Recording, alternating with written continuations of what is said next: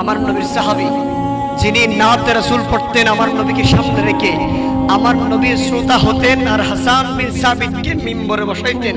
ওই হাসান বিন সাবিত আমার নবীর শানে কত সুন্দর করে বলেছে, ওয়া আহসানু মিনকা লাম তারাকাতু আইনি ওয়া আজমালু মিনকা লাম তালিদিন নিসাউ খুলিকতা মুবাররাআম মিন আইবিন কাআন্নাকা কাদ খুলিকতা কামা তাশাউ।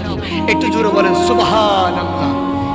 নবীদেরকে আপনি পাঠিয়েছেন, মানুষদেরকে আপনি পাঠিয়েছেন, পশু পাখিদের আপনি সৃষ্টি করেছেন, কুল কায়নাতের বড় বড় পাহাড়কে প্যারাক দিয়ে আপনি যেভাবে সেটিং করেছেন সবকিছু আপনি আপনার মনের মতো করে সাজিয়েছেন।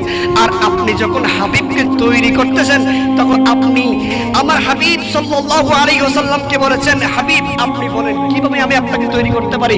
তখন হাবিব যেমনটা চেয়েছে আমি আমার হাবিবকে তেমনটা করে বানিয়েছি। একটু জোরে বলেন না সুবহানাল্লাহ।